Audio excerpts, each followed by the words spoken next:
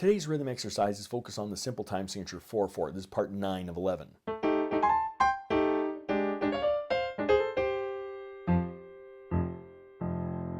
Welcome to my studio, Bach To Basics. This channel is where you can find videos to further your music studies. Now, while I try to accomplish 5 push-ups in a row, let's read some rhythms.